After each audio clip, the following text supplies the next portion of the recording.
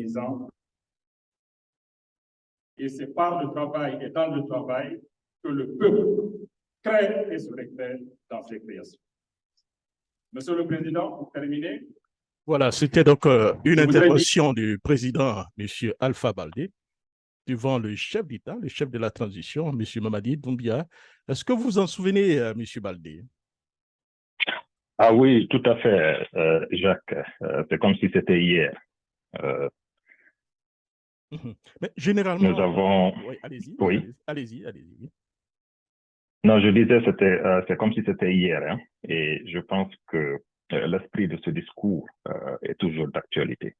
Voilà, est toujours d'actualité. Alors, comment vous avez trouvé M. Mamadi Doumbia? Alors, c'est une excellente question. Vous savez, l'une des particularités de notre formation politique, c'est d'éviter de personnaliser les débats. Comme vous le savez, ça fait bientôt maintenant 2 ans que nous sommes dans l'arène politique guinéenne. Et je pense que nous sommes l'une des rares formations politiques qui ne s'aventure pas dans tout ce qui consiste à parler de Paul ou de Pierre. Ceci dit donc, je vais vous donner une lecture de comment est-ce que j'ai trouvé la conduite de la transition à travers justement le chef de l'État, parce que ces deux questions se recoupent, si vous voulez bien. Je préfère qu'on parle de la transition un peu plus tard, parce que je vais un peu séparer. Oui. Voilà. Donc, pour le moment, comment vous avez trouvé le chef de l'État lui-même, et on parlera de la transition un peu plus tard. Bon, écoutez, la façon dont je le trouve, je le juge à travers la conduite de la transition. Je ne le connaissais pas avant cette transition, donc c'est à travers les discours et les actes posés que je me fais une idée de ce qu'est l'homme. Et pour les deux cas, pour moi, c'est une question de fond et de forme. Je pense que dans le fond, il y a une volonté réelle de vouloir bien faire, sont habité et animé par de bonnes intentions, mais au niveau de la forme, ça laisse à désirer. Et donc, de façon résumée, c'est ce que j'ai à dire par rapport à la personne et à la conduite de la transition. Voilà, alors nous allons revenir au niveau donc, du fond et de la forme un peu plus tard. Comment votre parti se porte? Vous avez créé votre parti aux États-Unis d'Amérique et vous étiez en Guinée, vous avez passé des mois afin donc de expliquer à la population guinéenne votre vision. Vous vous êtes suffisamment exprimé. Est-ce que vous avez l'impression que la population perçoit bien votre message et en quoi ce que vous proposez est différent des autres? Très bien. Alors, le MAD se porte à merveille, hein, aussi bien que notre coalition, la Guinée gagnante. Je vais d'ailleurs saisir cette opportunité pour rendre un vibrant hommage aux gladiateurs et aux Amazones de notre formation politique qui, loin du bruit, sont en train d'œuvrer avec sincérité et vigueur pour rallier le maximum de Guinéens autour de ce que nous appelons la cause commune, c'est-à-dire l'avènement d'une Guinée gagnante. Vous savez, M. Jacques, au jour d'aujourd'hui, nous nous réjouissons du fait que nous parvenons à rallier, mobiliser des Guinéens de toutes les ethnies, des Guinéens de toutes les régions, de toutes les religions, de la Guinée, de toutes les tranches d'âge et de tous les genres. Ce qui nous fait le plus plaisir d'ailleurs, c'est de constater qu'une grande partie de ces compatriotes qui nous rejoignent sont des Guinéens qui ne se sont jamais réellement intéressés à la politique. Et donc, si vous voulez, le MAD, c'est la voie, hein, ou c'est le parti par excellence de la majorité silencieuse. Et donc, nous continuons à passer notre message, notre démarche. Quand vous dites que c'est la voie, encore une fois, quand vous dites que c'est la voie, c'est votre perception ou bien c'est c'est le retour que vous avez après avoir échangé avec vos compatriotes? Tout à fait. C'est le retour et aussi l'adhésion que nous sommes en train d'enregistrer. Comme je vous l'ai dit, cette diversité de Guinéens de différents passés, de différents parcours qui nous rejoignent sont un testament justement d'une adhésion à cette vision que nous avons qui s'inscrit dans une dynamique de refondation de la vie politique nationale. Parce que, comme vous le savez, ça fait maintenant des décennies que la Guinée est dans une série de crises interminables et quelque part, les Guinéens comprennent qu'il est temps de tourner la page à toute cette façon de faire la politique, ce que nous avons appelé la politique politicienne, qui n'a apporté au peuple de Guinée que des malheurs, de la division, du désordre et de la désolation. Et donc, en résumé, nous sommes dans une dynamique de conciliation et de réconciliation et ça résonne bien au sein de l'opinion publique. Justement, vous parlez donc de tourner la page, hein, l'un de vos multiples interventions à Conakry. Vous avez dit ceci, hein, le mouvement Alliance pour la démocratie est une nouvelle formation politique en Guinée. Le MAD le parti jeune frère du PUP, du feu Lassana Conté. Qu'est-ce que vous vouliez dire? Oui, très bien. En fait, comme je vous l'ai dit, nous nous inscrivons dans une dynamique qui consiste à concilier et réconcilier les Guinéens qui n'ont été que trop divisés. Pour nous, le passé, c'est un lieu de référence, ce n'est pas un lieu de résidence. C'est-à-dire que nous jetons un regard dans le passé pour consolider les acquis. C'est-à-dire que pour nous, tout n'a pas été mauvais. Il y a eu des choses positives comme il y a eu des choses négatives. Il y a eu des moments de gloire comme il y a eu des moments de douleur.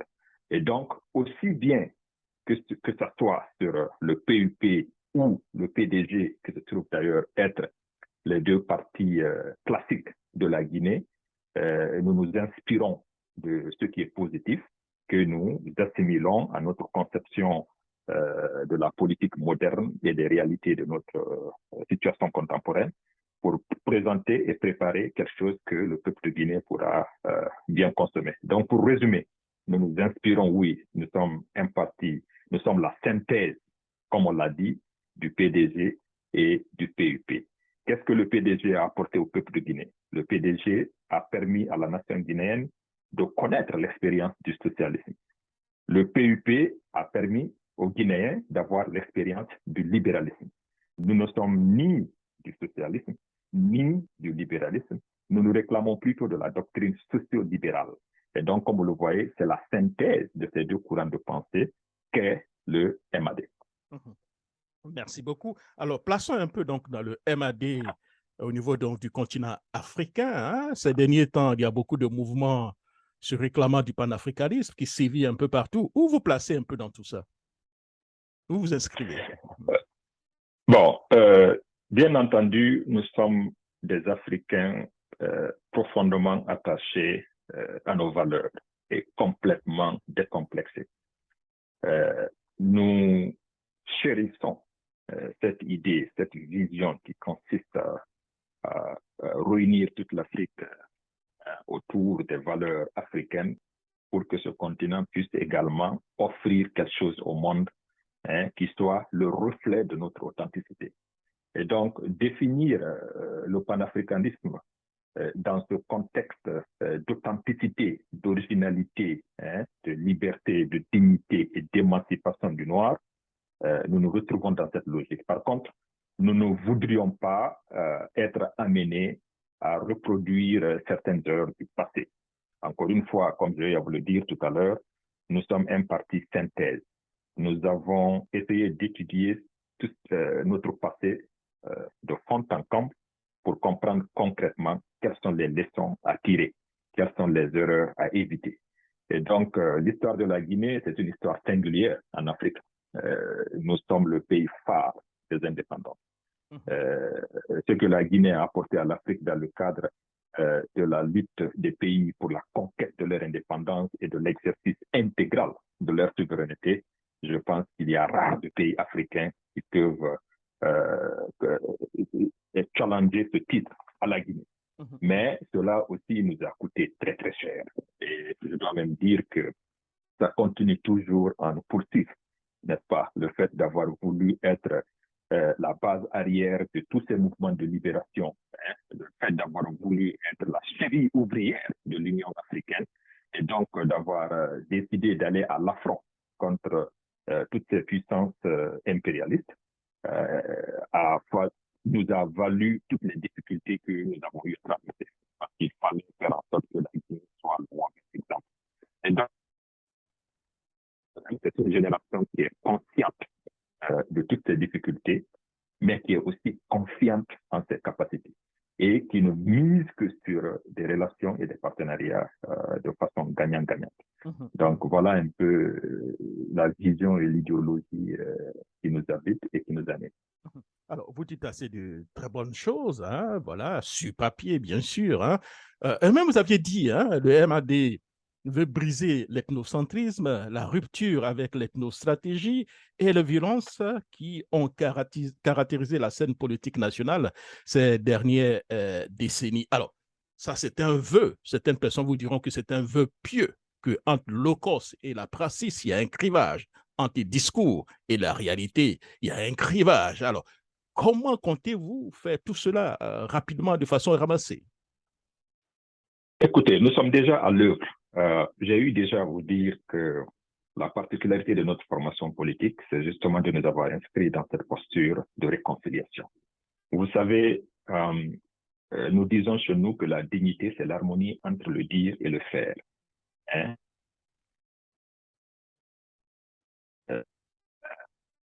Je pense qu'il n'y a absolument pas de problème. Alors, nous sommes venus dans cette scène politique avec la promesse de faire la politique autrement. Comme j'ai eu à vous le dire, la politique guinéenne est généralement essentiellement caractérisée par des invectives, caractérisée par des attaques personnelles.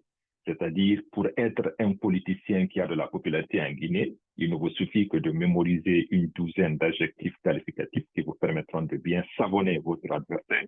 Et voilà, on va vous applaudir comme étant un grand politique. Et donc, nous sommes venus avec une posture qui consiste à aller à l'encontre de toutes ces façons de faire. Nous ne tenons aucun discours que nous estimons contribuera à construire des murs de séparation entre les Guinéens. Nous voulons construire des ponts.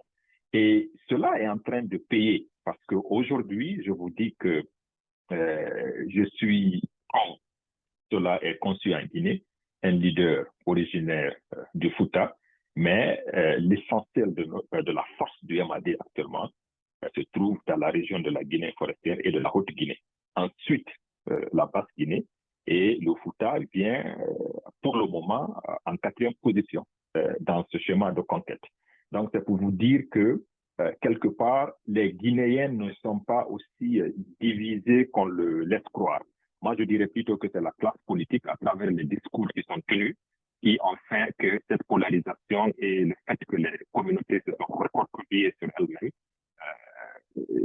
c'est à travers les discours et les actes des politiques. Donc, nous voulons, à travers un discours responsable et à travers des actes que nous posons sur le terrain, montrer aux Guinéens qu'une Guinée nouvelle est possible, une Guinée débarrassée de l'ethnocentrisme, une Guinée débarrassée de l'arbitraire, une Guinée débarrassée de la discrimination, une Guinée au sein de laquelle les inégalités et les injustices sont une affaire du passé, une Guinée où il n'y a pas d'oppression, de répression, de suppression et d'exploitation.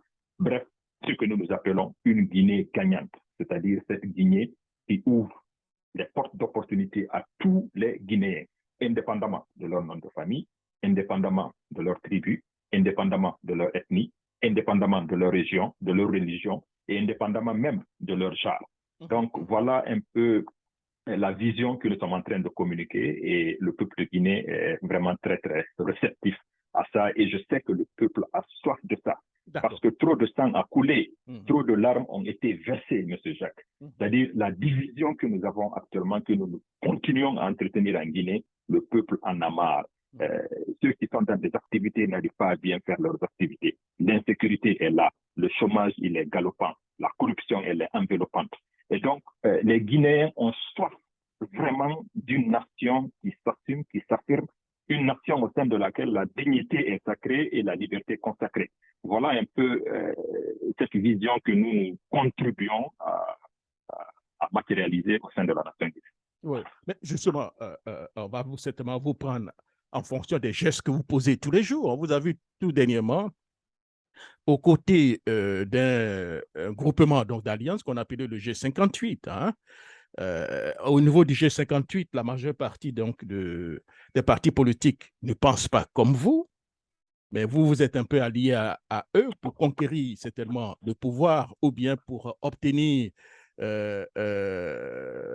si vous voulez, certaines choses donc, de la junte au pouvoir. Et certaines personnes vous diront hein, que vous êtes associé oui, avec... correction à ce niveau. Voilà, allez-y. Oui, oui, correction. Nous n'avons jamais été membres du G58. Jamais. Nous ne sommes pas membres du G58. Mais vous êtes membre de l'ANAD, c'est ça aussi l'ANAD, n'est-ce pas? Non, non. L'ANAD est une coalition. Nous sommes également au sein d'une coalition que nous présidons. Cette coalition s'appelle la Guinée gagnante, la GG, près de 30 formations politiques. Donc, je préside cette coalition que j'ai eu à dire est une coalition qui cristallise l'ambition d'une nouvelle génération. Mais vous vous êtes exprimé au nom du G58 à un moment donné. Vous êtes exprimé au niveau du... Non. Allez-y, oui. Pas du G58, oui. Je vous explique. Au départ, il y a eu ce qu'on a appelé le CPP, c'est-à-dire le collectif des partis politiques. C'est un collectif qui avait été mis en place pour réunir toute la classe politique dans un élan d'unité pour essayer de réfléchir sur les questions essentielles de la transition, notamment la constitution, le fichier électoral, le code électoral, l'organe de gestion des élections et le chronogramme. Et donc, toute la classe politique s'est retrouvée au sein de ce collectif. Et effectivement, étant des pionniers de l'unité, nous étions membres de ce collectif. Non, pas toute la classe. Pas toute la classe politique, puisqu'on parle de G58, ça veut dire alors qu'il y a à peu près au moins 200 partis, donc c'est pas toute la classe. Non, j'en viens. Oui, okay, non, j'en viens. Au départ, le CPP, c'est toute la classe politique. Toute la classe politique, je vous le dis. Maintenant, qu'est-ce qui s'est passé au sein de ce CPP? D'abord, comme j'ai eu à vous le dire, il y avait 3 thèmes spécifiques qui avaient été développés par la classe politique. Ces 5 thèmes, je viens de les citer. Constitution, code électoral, organe de gestion des élections, chronogramme, fichier électoral.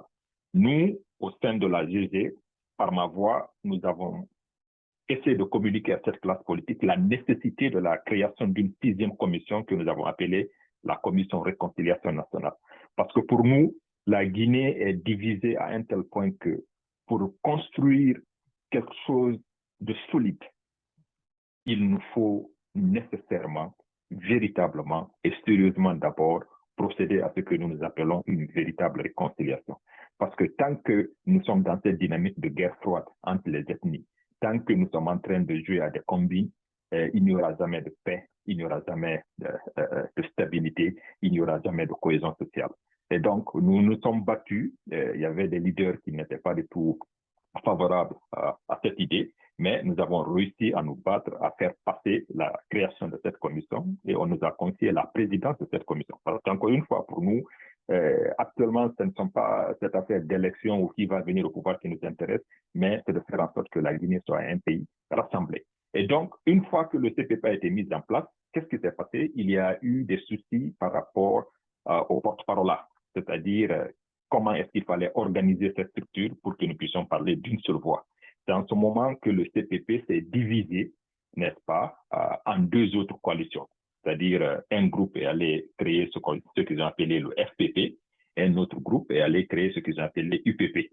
Maintenant, c'est seulement lorsque la récupération des biens de l'État et l'affaire de la CRIEF a commencé à être vraiment une actualité que le G58 a vu le jour. Donc, le G58, c'est bien après le CPP. Et donc, nous étions membres de cette dynamique d'unité où toute la classe politique était retrouvée.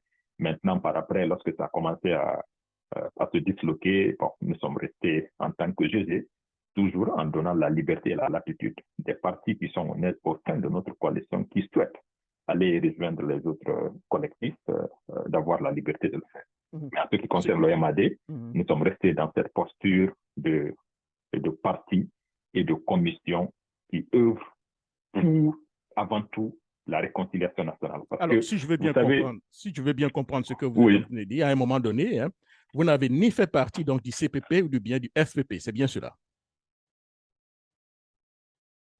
ce que je veux dire, c'est qu'au début, lorsque toute la classe politique était au sein du CPP, nous avons été les acteurs qui ont mis en place Ah non, le non, je CPP. comprends cela. Peut-être que Ça a j'ai été mal le posé premier ma collectif. question. Puisque Mais le... maintenant, Oui, ok. nous ne sommes pas du G, actuellement, nous ne sommes pas du G58 ou du G88 OK. et des autres collectifs qui sont là. Non. D'accord, OK. On va aller donc très rapidement. Je crois que c'est assez clair. Alors, parlons donc de la transition. Tout à l'heure, dans votre présentation, vous aviez voulu parler du président. Je vous ai posé la question par rapport au chef d'État Mamadi Doumbia et vous allez voulu certainement parler un peu donc de l'homme, hein. Alors, je vais vous donner la possibilité hein, donc de parler du président, du chef d'État, M. Mamadi Doumbia, ses actions qu'il pose tous les jours, hein, comment vous les trouvez, et ça fera bientôt, hein, disons, une année qu'il est déjà au pouvoir. Allez-y.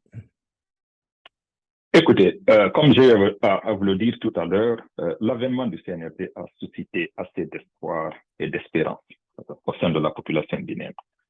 Et la volonté de changement était là. Et je pense que ça a été applaudi par tout le monde. Depuis lors, des initiatives ont été prises, hein, des initiatives allant dans le sens de la récupération des biens de l'État, la moralisation des finances publiques à travers la CRIEF, et même cette initiative des assises nationales, etc. Et si vous avez constaté dans le discours que j'ai eu à tenir en face du chef de l'État au mois de janvier, je dirais presque la plupart des actes ou des initiatives qui ont été prises par après reflétaient un peu une partie du discours. Je ne sais pas si vous comprenez. Nous avons expliqué la nécessité de procéder à ce que nous avons appelé les 3 R, c'est-à-dire réconciliation, refondation et restauration. Réconciliation nationale, refondation de l'État et la restauration de l'ordre constitutionnel démocratique. Nous avons eu à faire pas mal de propositions. Et à un moment donné, d'ailleurs, certains m'ont interpellé pour savoir si j'étais en étroite collaboration avec le CNRD, parce que tout ce que nous semblions proposer sur les réseaux sociaux ou à travers nos discours se matérialiser dans les actes par le CNRD. Et donc, c'est pour dire que quelque part, en ce qui concerne le fond, je pense qu'il n'y a pas de Guinéen qui soit opposé à ces initiatives qui ont été entamées. Là où actuellement les Guinéens ont des préoccupations, là où il y a des soucis, là où ça laisse à désirer, c'est justement la forme, hein, la façon dont certaines choses sont en train d'être faites.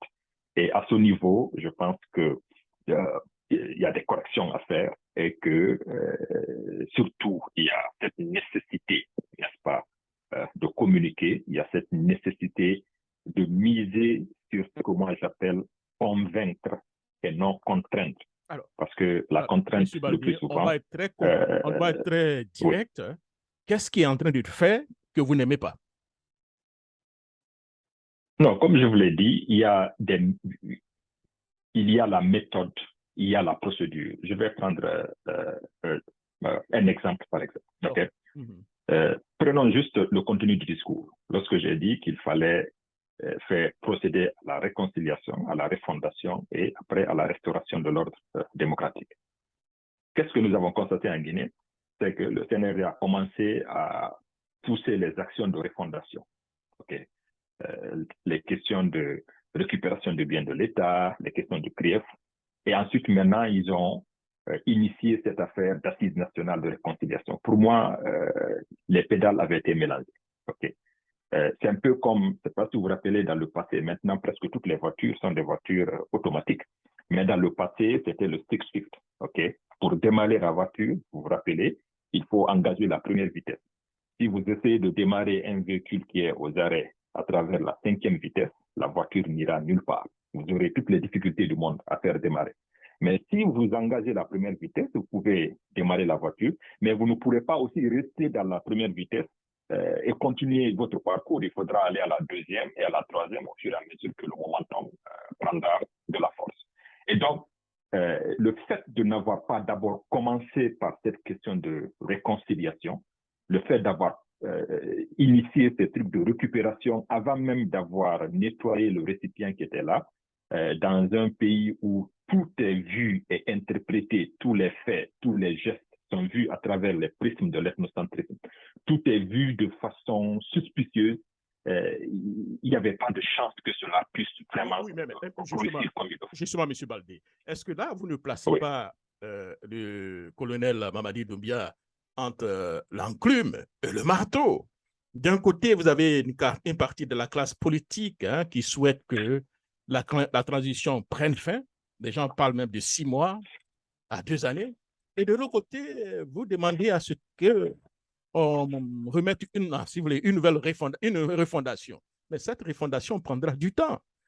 Alors qu'aujourd'hui, le colonel Doumbia ayant déjà proposé 36 mois, ça fait couler beaucoup d'encre et de salive. Alors, donc, où le colonel Doumbia doit se situer un peu dans tout ça? Écoutez, bien évidemment, aujourd'hui, nous sommes en crise. Et nous disons que le dialogue, c'est le médicament de la crise. Le dialogue permanent, c'est le vaccin du conflit. Ce qui a commencé par une crise, progressivement, est en train de conduire à des conflits. Et vous savez, la logique a toujours été la même. Lorsqu'il y a une colère qui n'est pas bien gérée, cette colère se transforme en révolte. Et lorsque la révolte n'est pas bien gérée, elle donne naissance soit à une rébellion ou à une révolution. Alors, aujourd'hui en Guinée, nous avons atteint un niveau de polarisation. Et encore une fois, la solution, ce n'est pas de contraindre, mais c'est de convaincre. C'est ça la solution. Nous sommes de ceux qui avons eu à dire, et vous avez eu raison de le souligner, qu'il y a 2 écoles en Guinée. Ceux qui veulent aller très vite pour le retour à l'ordre constitutionnel, pour eux, la transition, c'est juste organiser les élections et partir, et ceux qui, quelque part, veulent que, n'est-ce pas, le CNRD s'éternise au pouvoir, qu'ils prennent tout leur temps, etc., etc., etc. Nous ne nous inscrivons dans aucune de ces 2 dynamiques. Pour nous, ces 2 extrêmes sont à éviter. Justement, nous avons préconisé le juste milieu. Nous avons préconisé le juste milieu. Un juste milieu qui s'articule autour de ces 3 actes. Réconciliation, refondation et restauration. C'est aussi simple que ça. Ce sont des choses qui peuvent être faites avec méthode, avec stratégie et avec tact. Monsieur Baldé, je vous arrête. On ne peut pas dire que vous placez dans le juste milieu, dans la mesure où vous avez proposé une transition donc, de 36 mois. Et cette transition de 36 mois rejoint exactement ce que le CNRD a proposé. Nous n'avons pas proposé une transition de 36 mois. Nous n'avons pas proposé, nous, comme vous voulez le savoir, on va vous le dire, nous avons proposé une transition de 24 mois. Et nous pensons que l'essentiel peut être fait en 24 mois. Et nous sommes d'accord, je vous le dis, nous sommes d'accord avec tous les points qui ont été énumérés, notamment les 10 points de feuille de route proposés par le CNRD, notamment le recensement général de la population, le recensement et la vocation, état civil, etc. Nous pensons que tout ceci contribue, n'est-ce pas, à régler des problèmes structurels qui nous permettront d'éviter des crises conjoncturelles répétitives. Mais à ce niveau, est-ce que vous ne pensez pas que le débat est quand même mal mené au niveau donc, de la Guinée? On se focalise sur la durée de la transition que de se focaliser réellement sur ce qui doit être fait pendant cette transition. Est-ce que ce n'est pas quand même, si vous voulez, faire preuve de mauvaise foi un tout petit peu, permettez-moi l'expression? Oui, je suis d'avis, mais en fait, on ne peut pas séparer ces deux. Contenu et contenant vont ensemble dans cette dynamique-là. Vous savez, voici le problème et le contexte que nous avons actuellement en Guinée. Et j'ai eu à résumer cela dans une tribune que j'ai eu à publier tout récemment en disant qu'en Guinée, tant et aussi longtemps que certains pensent qu'ils sont plus intelligents ou plus malins que les autres Guinéens, ça ne marchera pas. Tant et aussi longtemps que certains Guinéens pensent qu'ils peuvent faire peur ou intimider d'autres Guinéens, ça ne marchera pas. Et pourtant, ça doit marcher. Qu'est-ce que je veux dire par là? La crise actuelle que nous avons, elle est essentiellement due à la façon dont le CNT, qui est le Conseil national de la transition, qui fait office de parlement, a été mis en place. NDC, que ce soit du côté de la classe politique, émane de la mise en place de ce CNT. Qu'est-ce qui s'est passé? Pour ce qui est de la classe politique, sur 81 sièges, 15 places ont été accordées à la classe politique. La classe politique dans son ensemble a estimé avoir été donc réduite, n'est-ce pas, à la minorité. Est-ce que vous suivez? Et que donc, à travers ce CNT, ce n'était pas vraiment possible de pousser et de faire passer les déshydratats de la classe politique. Et donc, ce qu'il faut comprendre, c'est que quelque part aussi, si le CNRD a eu à procéder ainsi, c'est parce que justement, il ne voudrait pas que la classe politique leur impose, n'est-ce pas, la démarche à suivre par rapport à cette transition. Et donc, constatant cela, qu'est-ce que la classe politique a trouvé comme solution dans leur réflexion? C'est de dire, bon voilà, comme nous sommes minoritaires au niveau du CNT, nous allons alors demander l'ouverture d'un autre cadre de dialogue, c'est-à-dire créer une sorte d'institution au sein de laquelle les questions essentielles qui nous intéressent de la transition seront débattues et on va retirer ces privilèges au CNT. Est-ce que vous suivez? Et donc, le débat actuel, c'est justement cela, on dit, c'est autour de la création d'un cadre de dialogue. Ce n'est pas simplement une question de dialogue. Suivez, Jacques, c'est intéressant ce que je dis là parce que c'est important de bien planter le décor. Attendez, monsieur, je vais vous laisser continuer. Mais à ce niveau-là, vous avez dit la classe politique a demandé, mais en réalité, la classe politique n'a pas demandé. Elle a imposé. Puisque nous étions actuellement dans un conflit, un conflit entre concertation et dialogue. Oui, justement, voilà. C'est ce que je dis, c'est ce que je vous dis là, c'est exactement ce que je dis. Je vous ai dit une chose. J'ai dit, le problème, c'est qu'on cherche à contraindre au lieu de convaincre, alors que ça ne passera pas. J'ai eu à vous dire que pour que ça aille, d'abord, il faut que les Guinéens comprennent que personne n'est plus malin que l'autre et que personne ne peut intimider l'autre. Et qu'on vienne ensemble dans le respect mutuel pour poser les problèmes essentiels et essayer de trouver des solutions. La classe politique ne peut pas imposer ses déshydratats à ce CNRD-là. C'est ça. Ça ne passera pas. Mais le CNRD aussi doit comprendre que les véritables forces spéciales de cette nation, c'est le peuple de Guinée. C'est ça. Et ce peuple de Guinée se retrouve en écrasante majorité au sein de la classe politique. Donc, on ne peut pas, le CNRD ne peut pas piétiner, ne peut pas isoler la classe politique et atteindre l'objectif. Et donc, ce que nous déplorons au niveau du MAD, et c'est d'ailleurs pourquoi, encore une fois, l'histoire nous donne raison, nous avons proposé à ce que le premier travail de cette transition soit autour de cette question de réconciliation. Parce que je vais vous dire, M. Jacques, le problème fondamental, qu'est-ce qui est derrière toutes ces crises-là que vous voyez, l'effervescence de ces crises à répétition interminable, c'est qu'il y a une profonde crise de confiance en Guinée. Une profonde crise de confiance. Une crise de confiance qui se manifeste avec méfiance et défiance. Qu'est-ce que j'appelle méfiance et défiance? Défiance par rapport à l'État. Les citoyens ne croient pas à l'État, les citoyens veulent contester tout ce qui vient de l'État. Et aussi méfiance entre les citoyens, entre les acteurs politiques, entre les composantes de la nation. D'accord. Et tant qu'il y a cette crise justement, aiguë de confiance, puisque vous parlez de réconciliation, est-ce que ce n'est pas déjà trop tard? Il fallait proposer ça en amont, pas en aval. Maintenant que nous justement, je vous dis, c'est ce que nous avons toujours fait. Nous avons lutté même au sein de la classe politique pour la mise en place de cette commission. Nous avons communiqué dans ce sens et on ne nous a pas écoutés en tant que tel, mais je pense que l'histoire nous donne raison, mais il n'est pas encore trop tard. Il n'est jamais trop tard de bien faire. Vous savez, en Guinée, il y a aussi cette misconception par rapport à cette question de réconciliation. Quand vous parlez de réconciliation nationale, les gens pensent que non, c'est du tabac, ça n'a aucun sens, etc., etc. La réconciliation nationale, pour nous, c'est le fondement de la refondation d'un nouveau consensus social. C'est la redéfinition d'un nouvel ordre politique et moral.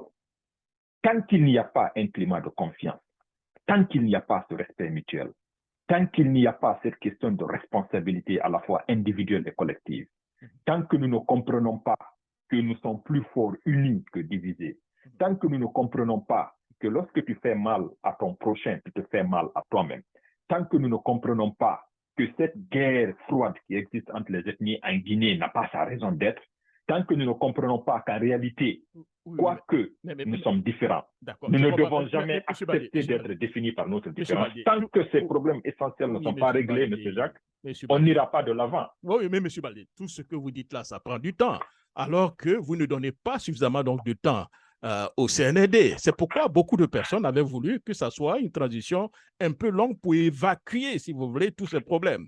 Mais aujourd'hui, une bonne partie de la classe politique, peut-être à juste titre d'ailleurs, ne veut pas du tout entendre parler de ça. Il veut une transition à la va-vite, organiser des élections. Et vous-même, vous avez été clair qu'il faut éviter hein, de retomber dans les erreurs donc, du passé. Donc, à ce moment-là, qui joue franc jeu aujourd'hui en Guinée? Je pense que le peuple de Guinée connaît qui joue franc jeu. Nous avons été très, très clairs, M. Jacques. Nous ne sommes pas d'accord pour une transition qui dure pour l'éternité. Ce n'est pas la vocation de la transition de développer la nation. La transition, là, ne peut pas régler tous les problèmes de la Guinée. Ce que nous attendons de cette transition, c'est de mettre ce que nous appelons en Afrique, c'est-à-dire la fondation, le soubassement. C'est de commencer à mettre le canevas qu'il faut. Le plus important, comme je viens de le dire, c'est cette question de réconciliation. Je pense que c'est le plus grand pari que ce CNRD peut gagner. La Guinée a été divisée pendant des décennies. Et tant que la Guinée est divisée, ça ne marchera pas. Comme le disait, comme le dit d'ailleurs les Écritures sacrées, vous parlez de réconciliation. toute maison qui est divisée ne peut pas subsister. Monsieur Baldi, la réconciliation va prendre combien de temps? Si on veut parler de réconciliation, ça prendra combien de temps? Alors, très, très bien. Tout ce que nous sollicitons là, ça peut se faire en 24 mois. Et nous avons partagé un document détaillé qui explique cela. La façon dont ces assises nationales ont été organisées, bon, je pense qu'en un mois, ils ont organisé des assises, mais tout ceci, honnêtement, pour nous, le travail de la réconciliation avait déjà commencé à travers une commission de réflexion sur la réconciliation nationale qui avait été initiée même par le président Alpha Condé, l'ex-président Alpha Condé. Et cette commission, composée de l'imam de la grande mosquée Faisal de Conakry et de l'archevêque de Conakry et d'autres cadres. Hein. D'accord. On a compris cela, je sais que nous sommes... Ils ont déjà fait ce travail et donc ils ont soumis un rapport détaillant ce qu'il fallait faire. Tout ce qu'il fallait faire, c'est de prendre un décret pour instituer la mise en place de cette commission de réconciliation nationale et d'essayer maintenant d'exécuter ces travaux de réflexion qui ont déjà été faits. L'essentiel a déjà été fait, ça avait été financé même par les Nations Unies. Non, mais vous avez dit qu'il y a une crise de confiance. En tant que crise de confiance, quel que soit ce que le CND proposera, une bonne partie de la classe politique guinéenne dira non, vous comprenez? Donc nous sommes dans une situation de crise. Oui, ça dépend. Oui. Si c'est tout ce qui est fait, M. Jacques, tout ce qui est fait dans la transparence, les Guinéens sont tous fatigués du statu quo. Les Guinéens sont fatigués de verser des larmes. Les Guinéens sont fatigués de ce sang qui ne continue que d'être versé. Tout ce que les Guinéens demandent, c'est la transparence. Tout ce que les Guinéens demandent, c'est la justice et l'équité. C'est qu'en Guinée, parfois, on a l'impression qu'il y a des 2 poids 2 mesures dans l'exécution de certaines choses. Et donc, il faut rassurer, il faut rassurer. Merci beaucoup, M. Baldi. Alors, nous sommes pris par les temps, on va aller rapidement puisqu'on a encore 2-3 segments à couvrir avant que vous ne preniez votre vol. Alors, parlons donc du CNT. Tout à l'heure, vous avez tenté de nous dire que est-ce qu'on peut dire que le CNT est mort-né? Bon, mort-né, peut-être c'est trop dire. Mais je pense qu'on aurait pu faire mieux et je pense qu'il n'est pas encore tard. Parce qu'en réalité, Jacques, voici ce qui est déplorable chez nous en Afrique. Et il ne s'agit pas simplement du CNT, c'est-à-dire qu'on crée des institutions qui, au finish, deviennent des coquilles vides. Okay? Sinon, tous ces débats, toutes ces réclamations de dialogue, en réalité, ça devait se tenir à l'enceinte du CNT. Qui fait office de parlement, c'est là-bas où la contradiction se mène. La contradiction ne se mène pas dans les radios publiques. La contradiction ne se mène pas dans les rues de la capitale. Le débat démocratique, la contradiction qui est l'essence même de la vie démocratique, il faut que cela se fasse de façon civilisée, n'est-ce pas, à l'enceinte du Parlement. Et donc, je me dis qu'il n'est pas totalement tard. Il y a deux portes de sortie de cette crise-là. On peut essayer d'amender ce CNT. apporter les corrections nécessaires pour, n'est-ce pas, tenir compte des revendications et des aspirations de toutes les couches sociales qui se sentent quand je vous aujourd'hui. écoute, M. Baldé, j'ai l'impression que c'est un peu un dialogue des sourds. Dans la mesure où, je vous dis, quand je vous écoute, j'ai l'impression qu'on engage un peu un dialogue des sourds. Je vais vous expliquer pourquoi.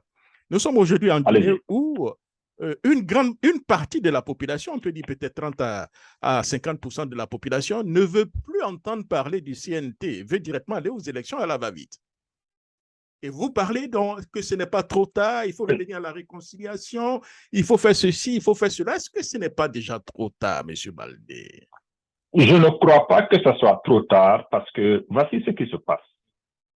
Si nous ne procédons pas, je l'avais déjà dit il y a 6 mois, devant la classe politique, lorsqu'on se battait pour la création de cette commission de réconciliation nationale. Je sais ce que vous êtes en train de dire. Je vous ai dit, la plupart des principaux leaders n'étaient pas d'accord avec cette notion. J'ai insisté, j'ai persisté, on a débattu et finalement, ça a été validé. Donc, je comprends la résistance. Mais en fait, nous sommes à une étape où on ne peut plus apporter des solutions superficielles. Il faut traiter le mal à la racine. Tant que nous n'accepterons pas de résoudre le problème fondamental, nous serons condamnés à gérer des crises qui ne sont que les conséquences de ce problème fondamental. Je ne suis pas d'accord, nous ne sommes pas dans cette dynamique de ceux-là qui pensent que, bon, voilà, cette transition, c'est d'organiser juste les élections et partir. Parce qu'en Guinée, aujourd'hui, M. Jacques, il y a deux forces en contradiction en Guinée, ce que moi j'appelle les conservateurs et les progressistes. C'est-à-dire ceux qui veulent la conservation du système qui a toujours existé, qui ne veulent qu'un changement de rôle, qui ne veulent qu'un changement de personne, mais qui ne souhaitent pas que ce système-là soit perturbé. Bien entendu, il y a une frange de la population qui s'identifie à cela. Mais nous autres, nous sommes de cette dynamique de ceux qui sont des progressistes. Nous voulons que le système lui-même soit changé et nous souhaiterions que ce débat soit permis. D'accord. Soyons très pragmatiques. Si c'était le président Alpha Baldé, qu'est-ce qu'il allait faire maintenant pour sortir un peu donc de la crise? Maintenant là, concrètement. D'abord, je vous garantis que si c'était le président Alpha Baldé, nous n'allions pas tomber dans cette crise. D'accord, nous sommes tombés dans cette crise. Comme j'ai eu à vous le dire, le schéma, il est très, très simple. Il y a réconciliation, refondation et restauration. Au stade actuel, la crise actuelle. Oui, j'en viens. Pour ce qui est de la crise actuelle, qui essentiellement est axée sur cette question du chronogramme, c'est-à-dire la durée. 36 mois ou pas 36 mois. Nous ne sommes pas d'accord avec les 36 mois, nous pensons que c'est trop long, nous voulons coûte que coûte les 36 mois. Je pense que cette crise actuelle-là, au fond, elle n'a pas sa raison d'être. Et je vais vous dire pourquoi.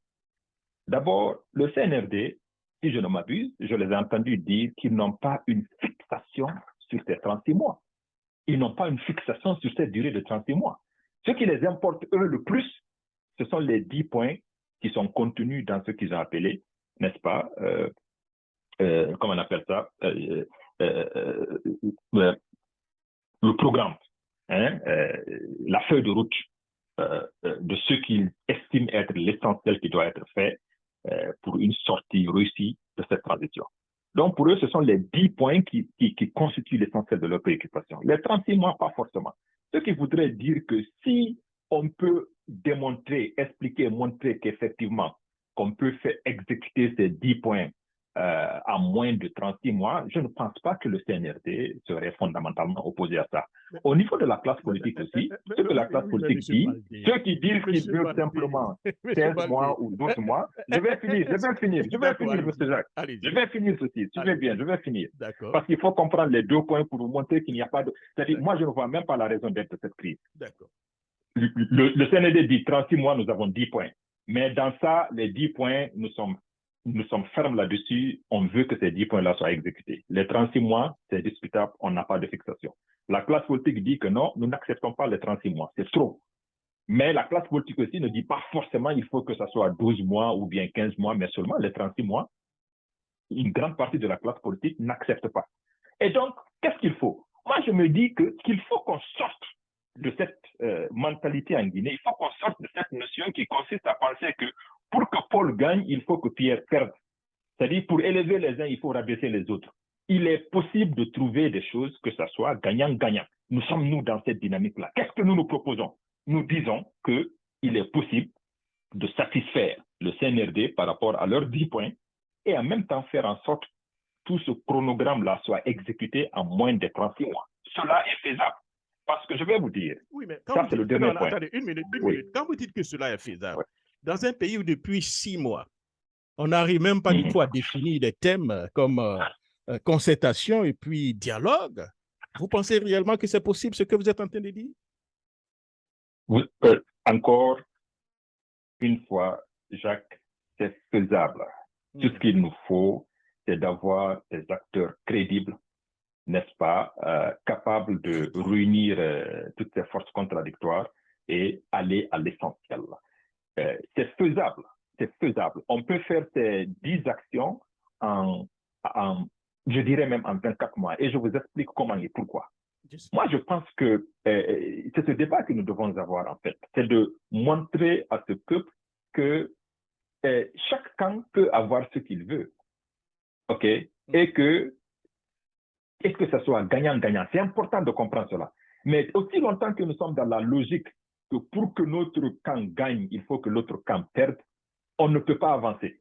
On n'avancera pas. Merci. Et c'est ce qui est le blocage actuel. Et moi, je suis là aujourd'hui pour vous dire et pour dire, n'est-ce pas, que ce soit au CNRD ou à la classe politique, qu'il est possible de faire en sorte que ça soit gagnant-gagnant.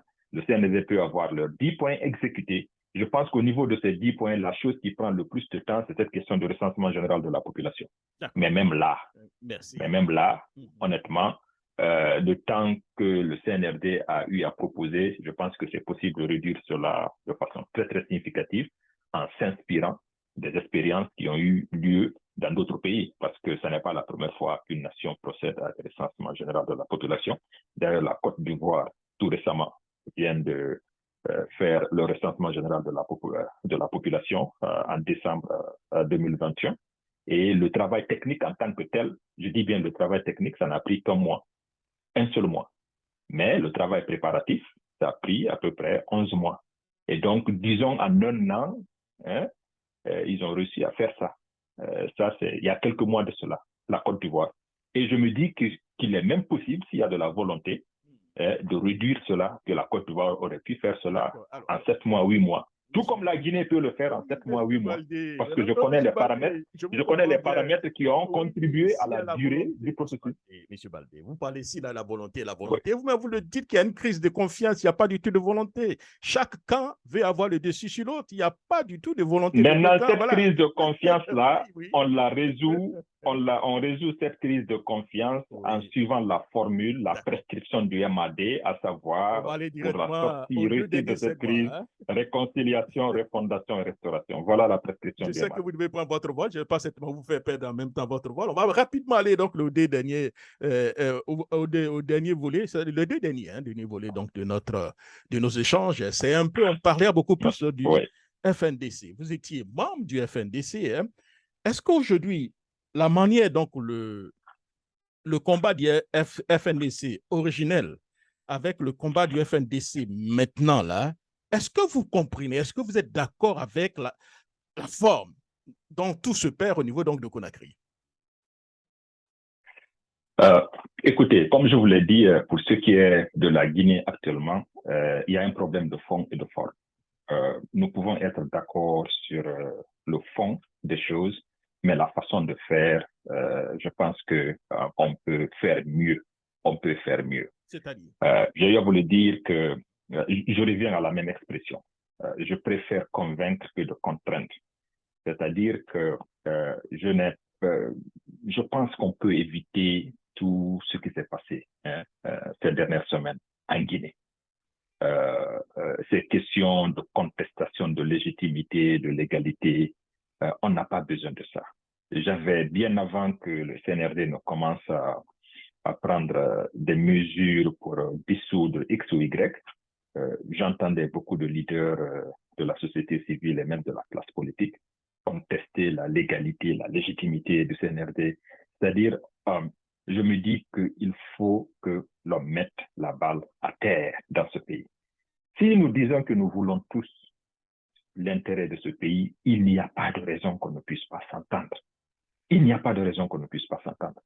Et donc, essayons de mettre le peuple au-dessus de tout. Ce n'est pas une question de savoir c'est l'intérêt de quel camp qui doit prévaloir sur un autre camp. C'est pourquoi nous, au MAD, nous avons ce slogan qui dit la patrie au-dessus du parti.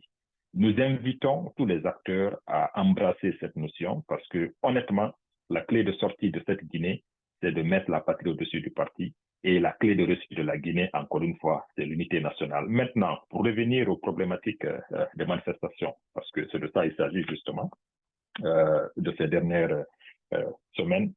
Vous savez, M. Jacques, encore une fois, la manifestation, un manifestant pour nous, c'est un citoyen qui est momentanément en colère. Mais Et souvent, colère vous êtes constamment, légitime. non, vous êtes constamment en colère en Guinée, hein, pas momentanément, constamment en colère. Bon, non, quand je dis manifestant, c'est-à-dire momentanément lorsqu'il décide alors d'exprimer cette manifestation. Ce n'est pas tous les jours qu'on sort pour manifester. Mais je parle du manifestant, c'est un citoyen momentanément en colère et qui veut exprimer cette colère. Si on a la volonté, si on veut éviter ou empêcher des manifestations, la solution, c'est de faire en sorte que les citoyens ne soient pas en colère. C'est aussi simple que ça, M. Jacques. Quelquefois, Jacques, j'ai l'impression que parfois, je me dis, c'est la région qui a foutu le camp en Guinée ou bien c'est moi, Alpha Baldé, parfois qui ne comprend pas. Parce que je vois des gens se battre sur des choses qui ne valent pas la peine. C'est-à-dire, je me dis parfois, est-ce que c'est moi le problème ou bien, parce que moi, je ne vois pas le problème. C'est-à-dire, il y a un problème, ça crie, ça jette, ça se bat, ça verse des larmes, le sang coule, alors que tout ceci aurait pu être évité. Ça n'a pas sa raison d'être. Et donc, encore une fois, M. Jacques, lorsqu'on veut empêcher des manifestations, il faut faire en sorte que les citoyens ne soient pas en colère. Parce que si la colère, encore une fois, n'est pas gérée, elle va conduire à la révolte et la révolte va conduire soit à une rébellion ou à une révolution. Ça, c'est un schéma classique de la commune primitive de l'existence de l'humanité à nos jours. C'est ce qui a toujours été le cas. Alors, encore une fois, M. Jacques, lorsque dans une société, pour finir, les rapports politiques et économiques établis ne sont pas de nature libre, juste, solidaire et équitable, il n'y aura jamais d'entente, il n'y aura jamais de cohésion sociale, il n'y aura jamais de paix et de stabilité.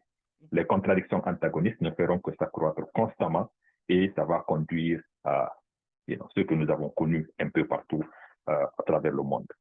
Est-ce qu'aujourd'hui, les manifestations ne sont pas un peu intempestives, hein? Ce n'est pas parfois la provocation. Les manifestations en Guinée, quand il n'y a pas de mort, permettez-moi l'expression, ce n'est pas une réussite. Quand il y a des morts, c'est là les leaders sont sur le grande radio et fait passer donc le leader de sanguinaire, hein, tout ça. Comment vous voyez un peu oui, tout nous déplorons. Oui, honnêtement, nous déplorons tout cela. Et si vous avez suivi nos actions, notamment, nous avons mené beaucoup de campagnes de sensibilisation à ce qui nous concerne. Et tout dernièrement, nous avons eu à faire une tribune intitulée La force sans la violence, pour montrer que oui, on peut s'exprimer, on peut avoir une posture et la défendre avec force, mais que nous ne cautionnons pas la violence dans toutes ses formes. Nous pensons qu'aucun citoyen ne devrait prendre un caillou, un couteau ou un kalachnikov contre un autre Guinéen. Aucune colère ne peut justifier à ce qu'on s'attaque à des citoyens, à ce qu'on détruise les biens publics et privés, à ce qu'on vandalise, à ce qu'on barricade, et aussi aucune situation d'urgence ou d'exception ne peut justifier qu'on tire sur les manifestants à balles. Mais autant nous sommes d'accord avec oui. vous, hein, M. Baldé. Est-ce que le président Baldé va considérer, si vous voulez, des jets de pierre comme contre des policiers, comme des armes, hein? Parce que jeter des pierres contre des policiers, ce sont des armes blanches. Est-ce que le président Baldé va condamner cela?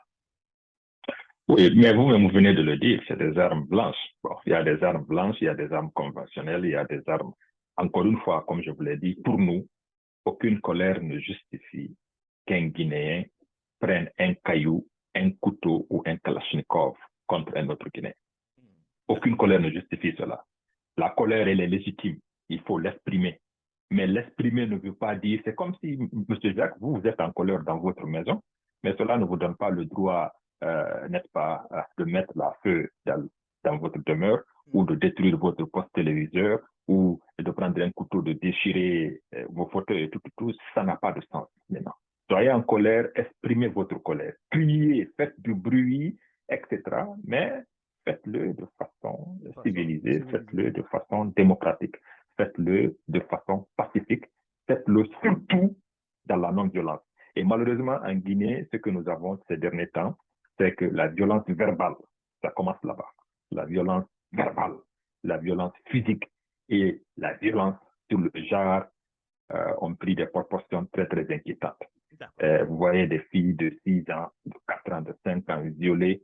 Je pense que quelque part, vraiment, la moralité, l'humanisme a un peu foutu le camp et nous devons tous nous impliquer avec sincérité et vigueur pour ramener, n'est-ce pas, cette Guinée qui, de par le passé, était vraiment la perle de l'Afrique de l'Ouest, cette Guinée qui avait suscité l'espoir, pas simplement de tous les pays de l'Afrique colonisée, mais qui a suscité l'espoir de tous les peuples opprimés du monde. L'utilisation des enfants pendant les manifestations d'enfants de moins de 12 ans, moins de 15 ans, est-ce que ce n'est pas un crime? Monsieur Jacques, nous ne cautionnons pas ces formes de manifestations que nous avons eu à voir à travers les médias. Et comme vous le savez, j'ai fait assez de publications autour de ça. Je pense que quelque part, il y a une responsabilité qui a été faillie à plusieurs niveaux. D'abord, il y a la responsabilité parentale. Et aussi, ce qu'il faut comprendre, M. Jacques, c'est que la zone dont nous parlons est une zone qui a beaucoup subi. Et cette zone est essentiellement connue et reconnue d'être, c'est une zone où il y a eu ce qu'on appelait le déguerpissement. Aussi bien pendant le régime du feu général président Lassana Conté que pendant le régime de M. Alpha Condé, des familles ont été délogées de cette zone, des maisons ont été détruites. Il y a eu ceux qui avaient des moyens qui ont déménagé, qui sont allés s'installer ailleurs, mais il y a eu d'autres qui sont restés là. Et il faut aussi tenir compte de l'exode rural, des enfants qui sont là, qui ne sont nécessairement pas encadrés de tout. L'État a été complètement absent. Et c'est pourquoi d'ailleurs il y a cette crise en Guinée entre la structure formelle et la société réelle. L'État brille par son absence quand il s'agit de résoudre les problèmes fondamentaux les plus essentiels de la société. Mais par contre, l'État est présent, voire même omniprésent, quand il s'agit de distribuer sans modération des bombes lacrymogènes et de réprimer. Et donc, il faut, encore une fois, procéder à cette phase de réconciliation. Parce que, pour finir, M. Jacques, la réconciliation que nous prenons, c'est une réconciliation à deux dimensions. Il y a une dimension verticale et une dimension horizontale. La dimension verticale, c'est cette réconciliation qui lie le citoyen à l'État. Et la dimension horizontale, c'est cette réconciliation qui lie l'homme et ses semblables. Et nous pensons que la clé de réussite, justement, de cette Guinée, encore une fois, c'est l'unité nationale qui passe par cette réconciliation nationale. C'est seulement de cette façon que nous pourrions, en tant que Guinéens, dans le respect. Parce que la Guinée gagnante, c'est une Guinée qui championne ses valeurs africaines de respect, de tolérance, de solidarité, d'hospitalité, de dialogue, de pardon, d'amour, de fraternité. Ce sont ces valeurs qui cimentent les sociétés, M. Jacques. Et il faut que nous fassions le nécessaire. Il faut qu'au niveau du leadership, n'est-ce pas, que ce soit des acteurs politiques, de la société civile, des religieux et autres, il faut que nous parvenions à faire en sorte que ces valeurs morales reviennent au sein de la société et que vraiment nous puissions créer les conditions optimales pour qu'il y ait cette entente. Parce que tant qu'il n'y a pas cette stabilité politique, absolument rien n'est possible. Aucun développement, aucune prospérité ne sera envisageable. D'accord. Merci beaucoup, M. Baldé. Le tout dernier segment, afin donc de vous laisser prendre votre vol. c'est la récupération des biens de l'État. Chaque parti politique avait encouragé cela. Même votre parti, vous aviez dit que nous sommes d'accord que les commis donc, de l'État qui s'octroient des biens publics paient. M. Cellou Dalein Diallo était d'accord, M. Sidi Diallo d'accord, mais il a fallu que la junte au pouvoir commence à activer, si vous voulez, ce que tout le monde a demandé, que voilà, tout le monde rentre en guerre contre la CRIEF. Alors, la mise en place de la CRIEF n'a pas posé problème. Certaines personnes disent l'exécution des actions sur le terrain pose des problèmes. De façon générale, quelle est, vous, votre position par rapport à la récupération donc, de biens de l'État et comment cela est mené sur le terrain? Oui, je vous donne la même réponse que j'ai eu à dire par rapport à la gestion de la transition, c'est-à-dire la question de fond et de forme. Le fond, nous sommes entièrement d'accord, mais au niveau de la forme, ça laisse à désirer, ça laisse à désirer. Alors, pour ce qui est de la CRIEF, j'ai eu à publier également tout récemment une tribune parlant de la justice, pour dire que nous disons oui à la justice, mais dans la justesse. C'est-à-dire que la justice, comme vous le savez, elle est symbolisée par la déesse grecque Thémis, qui se trouve être la fille d'Uranos et de Gaïa. Elle est la première épouse de Zeus. Alors, elle a une balance qu'elle tient au niveau de la main gauche. Elle a les yeux bandés et elle a une épée au niveau de la main droite. Ces trois symboles, notamment la balance, les yeux bandés et l'épée, symbolisent, n'est-ce pas, ce qu'on appelle les piliers de la justice, l'équité, c'est-à-dire qu'il faut faire en sorte que lorsqu'il est question de justice, de peser de façon équitable, n'est-ce pas, les deux parties qui sont en contradiction, c'est-à-dire prendre tous les arguments et les peser de façon équitable. Maintenant, les yeux fermés, c'est l'impartialité, c'est-à-dire que la justice ne doit pas être instrumentalisée. La justice ne doit pas être là pour favoriser un camp sur l'autre. C'est-à-dire que lorsque, par exemple, par rapport à cette CRIEF, le procureur veut aller, n'est-ce pas, contre un citoyen, il ne faudrait pas que la justice aide l'État dans ce processus. Il faudrait qu'il y ait quand même une impartialité. Et enfin, comme on l'a dit, effectivement, la justice, elle est faite pour trancher. Mais pour trancher, il faut que ce soit de façon juste, équitable, et donc permettre un procès juste et équitable à tous les prévenus. Ce que nous avons déploré et ce que actuellement beaucoup de Guinéens se demandent, beaucoup de Guinéens se posent cette question, c'est que concrètement, cette CRIEF, comment se fait-il que nous avons eu des dizaines, des douzaines des dernières décennies? Comment se fait-il que c'est seulement, notamment M. Kassori Fofana et M. Cellou Diallo qui sont interpellés des candidats potentiels aux élections présidentielles? Donc, beaucoup de Guinéens se posent des questions. Encore une fois, en ce qui nous concerne, nous rêvons de l'avènement d'une Guinée gagnante, une Guinée au sein de laquelle tous les citoyens sont traités au même pied d'égalité. Une Guinée où il n'y a pas d'arbitraire, où il n'y a pas de discrimination, où il n'y a pas d'injustice, et que vraiment que la justice soit forte et indépendante, et que chaque Guinéen puisse savoir que tant que tu n'as pas fait quelque chose de mal, tant que tu n'as pas commis une infraction ou un crime, tu n'as absolument rien à craindre. Même si tu parvenais à commettre une infraction ou un crime, il y ait des procédures en place pour que tes droits et tes devoirs soient protégés. Et donc, pour ce qui est de la CRIEF, c'est ce que nous avons à dire. Et pour ce qui est de la récupération des biens de l'État, encore une fois, il y a eu des procédures qui n'étaient pas acceptables. Et je pense que le CNRD est en train de faire des corrections. Okay? Encore une fois, M. Jacques, je pense qu'on aurait pu éviter tout ceci si on avait procédé d'abord à la réconciliation avant d'aller à la refondation, c'est-à-dire cette moralisation, pour ensuite maintenant créer ce qu'il faut pour sortir de cette transition et aller au retour de l'ordre constitutionnel. Et c'est ce schéma que nous continuerons à prôner, à partager et à vulgariser pour que les Guinéens comprennent qu'il n'est pas encore tard de rectifier les différents tirs. Faut-il continuer, la CRIEF doit continuer ses activités ou bien améliorer son champ d'action et puis même son président qui pose problème à votre avis? Qu'est-ce qu'il faut faire?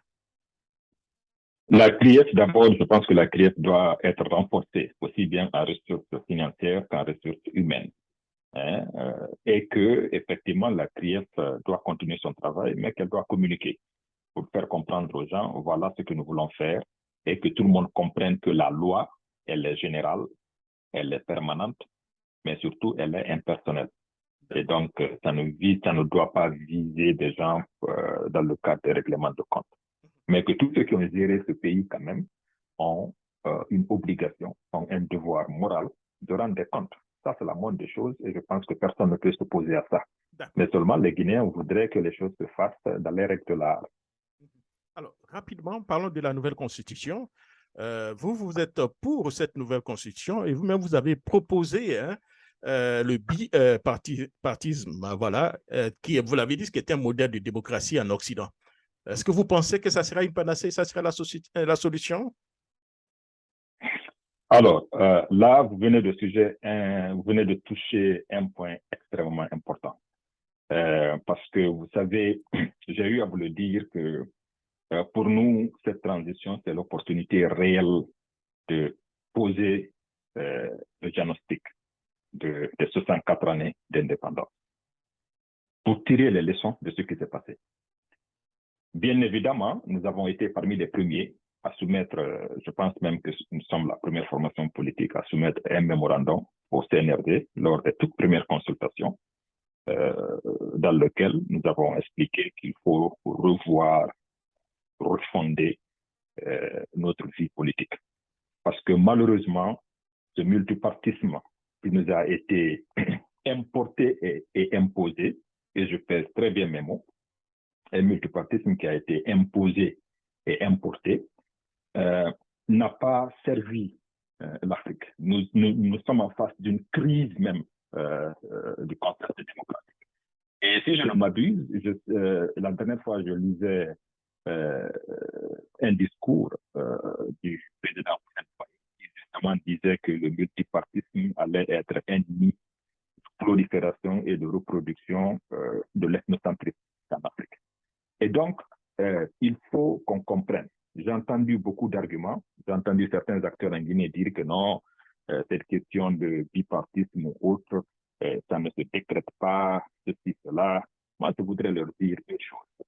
D'abord, que ce multipartisme qu'ils prétendent défendre est un concept qui a été décrété. Okay? Je dirais même qu'il a été décrété à partir de la France, lors de la conférence de la Baule par le président Mitterrand. C'est là-bas que le multipartisme que nous connaissons en Afrique, qui a commencé au début des années 90, a été décrété et imposé aux pays africains. Ça n'a pas été le résultat d'une réflexion de notre intelligentsia pour trouver le modèle politique et démocratique qui s'adapte à nos réalités. Aujourd'hui, posez-vous la question de savoir, comparer l'Afrique indépendante et les autres nations asiatiques qui se trouvaient au même niveau de développement que nous autres dans les années 60, dans les années 50. Aujourd'hui, qui sont parmi les 10 premières puissances de cette planète. Vous verrez que ce qui a été le facteur déterminant au sein de ces nations, c'est justement cette question de stabilité politique. Ils ont un modèle de démocratie, mais une démocratie adaptée à leur réalité, pas forcément une démocratie occidentale. Et il faudrait que les gens comprennent. C'est-à-dire la démocratie telle qu'elle nous est vendue, que moi j'appelle une démocratie donc affaiblée, n'est pas la démocratie véritable. Et d'ailleurs, même en Occident, aujourd'hui, ce modèle de démocratie est en train de faire face à une crise. Je ne sais pas si vous avez eu à parcourir tout récemment la crise de la démocratie occidentale.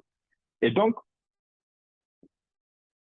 de copier quelque chose que les autres sont en train de voir comment sortir parce qu'ils ont vu les limites de ça.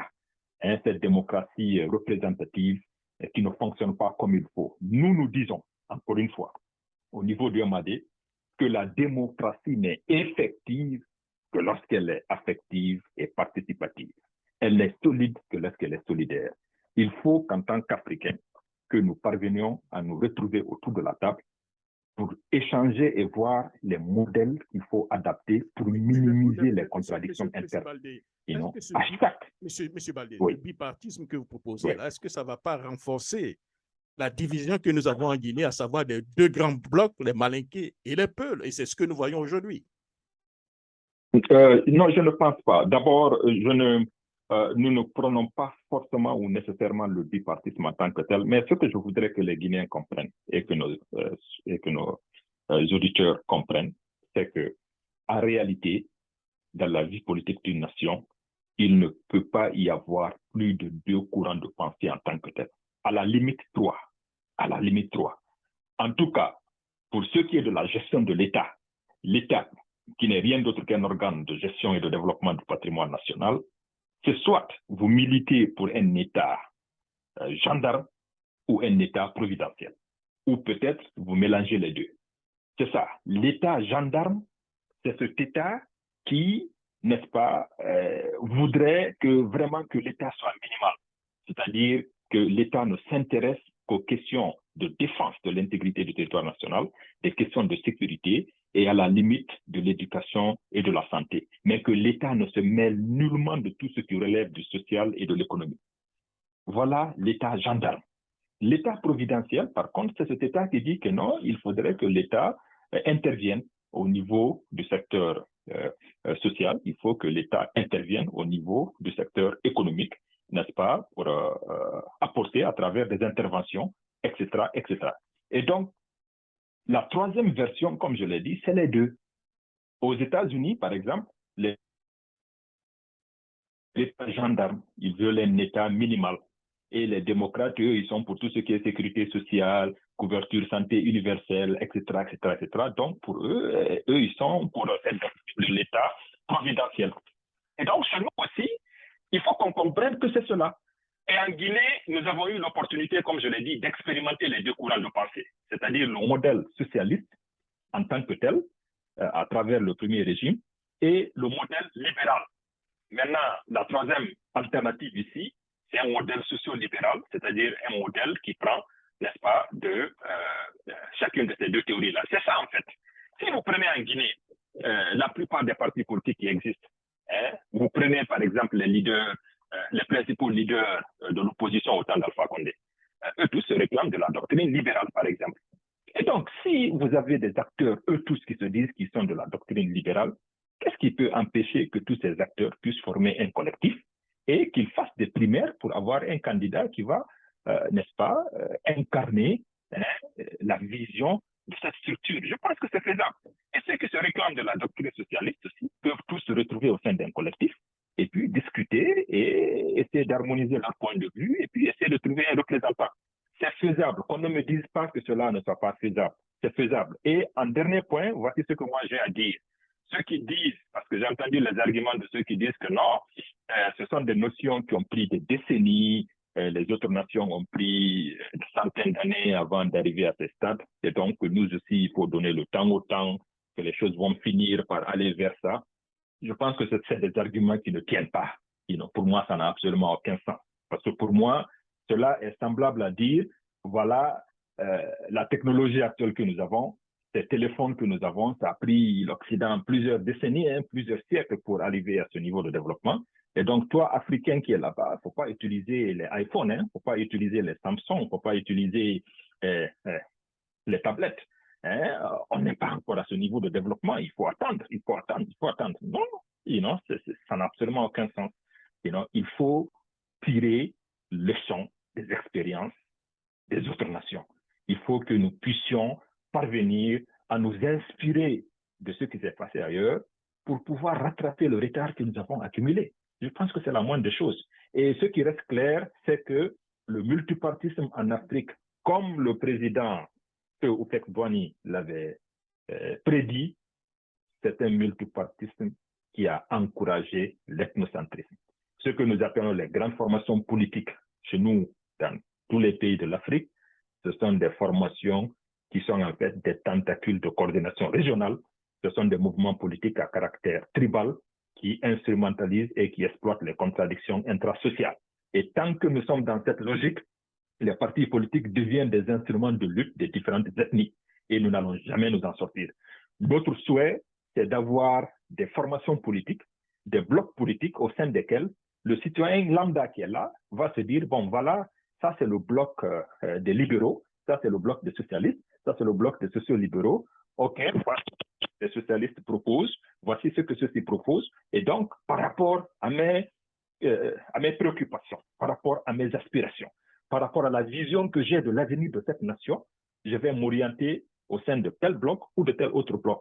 C'est de cette façon que nous pouvons sortir de ces débats ethniques et qu'au sein de ces formations politiques, qu'il y ait cette possibilité d'alternance, M. Jacques. Je vais vous dire une chose. Vous savez ce qui est drôle chez nous? Ce qui est drôle chez nous, généralement en Afrique, c'est que vous avez pratiquement dans presque tous les pays de l'Afrique, ce n'est pas simplement propre à la Guinée, vous avez des leaders qui ont été à la tête de leur formation politique pendant des décennies, c'est-à-dire qui ont des mandats illimités et qui maintenant prétendent en train de lutter contre le troisième mandat d'un président, etc. etc. C'est-à-dire qu'il n'y a pas de cohérence, honnêtement. Et donc, la formation de ces blocs-là, nécessairement, va imposer cette notion d'alternance au sein des partis politiques. C'est-à-dire, à l'occasion de chaque échéance, il y aura la nécessité de procéder à des primaires pour sortir le leadership mieux outillé pour incarner la vision du bloc. Je ne sais pas si vous me comprenez là. Je vous suis. Voilà. Donc, ça, c'est le premier aspect. Le deuxième aspect, c'est quoi? C'est que plus les blocs sont réduits, je pense qu'en Afrique, honnêtement, nous devons sortir de cette notion de mouvance et d'opposition. Pour moi, ça n'a absolument aucun sens. Nous ne sommes pas là, nous ne devrions pas nous opposer entre nous, citoyens issus d'un même pays. Nous devrions plutôt nous juxtaposer. Nous devions plutôt collaborer ensemble et travailler. Mais tant et aussi longtemps que plus de la moitié de la population est dans un camp et l'autre moitié est dans l'autre camp, et que la moitié qui n'est pas aux affaires pense que la meilleure façon de venir aux affaires, il faudrait que l'autre camp échoue, mais comment est-ce qu'on peut avancer dans ça? Ce n'est pas possible. Donc, il faut que nous parvenions à repenser à des modèles d'équilibre de pouvoir. Je ne suis pas partant avec cette notion de contre-pouvoir, non. Je suis pour l'équilibre de pouvoir. Comment équilibrer les différents pouvoirs à travers le pouvoir exécutif, le pouvoir législatif, le pouvoir judiciaire, etc. Comment créer un modèle de démocratie qui nous permette vraiment de mettre tous les fils et toutes les filles de la nation au travail et que la politique nous vienne que lorsqu'il est question maintenant d'alterner et puis voilà, et que tout le monde puisse travailler. Mais on crée des concepts qui nous mettent les bâtons dans les roues de telle sorte que si tu es de l'opposition et que tu es sollicité pour aller servir au sein de la mouvance, on te qualifie de tous les noms d'oiseaux, ceci, cela. C'est-à-dire qu'il faut qu'on sorte de ça. Moi, je pense encore une fois que les modèles qu'on nous a importés et imposés ne nous correspondent pas.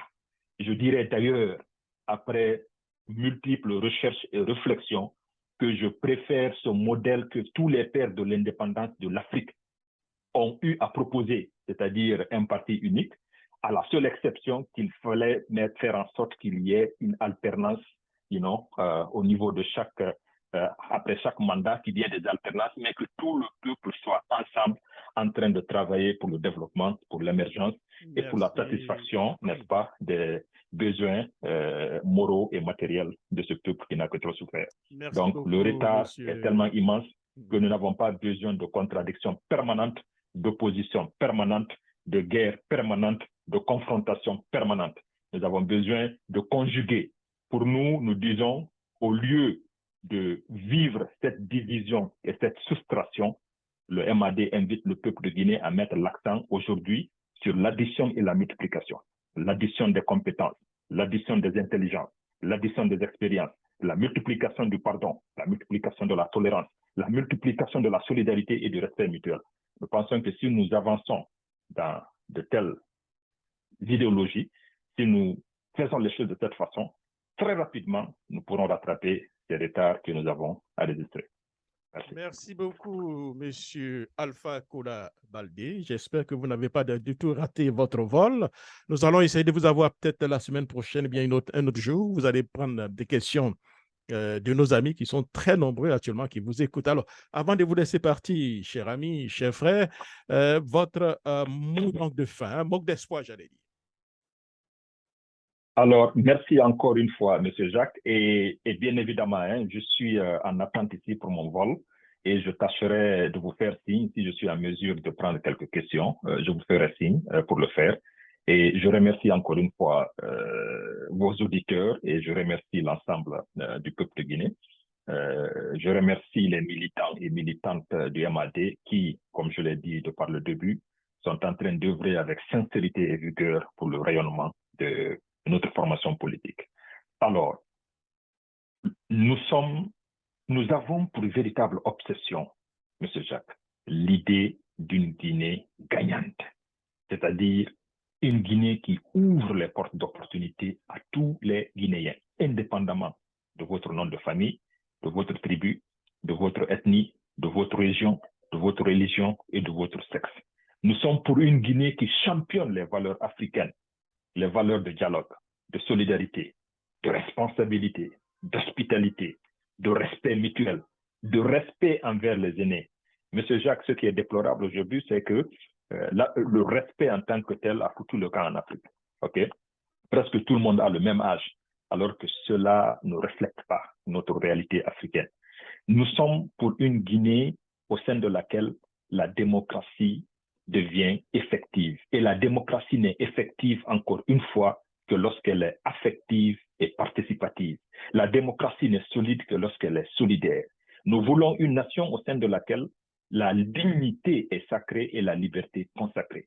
Nous voulons une Guinée de travail, de justice, de solidarité. Le MAD, c'est le rassemblement du peuple de Guinée. Le MAD, c'est l'union des forces démocratiques, républicaines et patriotiques de la nation guinéenne. Nous sommes le bloc socio-libéral et nous tendons la main à l'écrasante majorité de ce peuple pour nous rejoindre, pour qu'ensemble, nous puissions enfin tourner la page de la division, la page de la haine, la page du mépris, la page des violences, du désordre, de la désolation et ouvrir les portes du travail, de la prospérité, de l'amour et faire de cette nation une référence mondiale en matière de développement.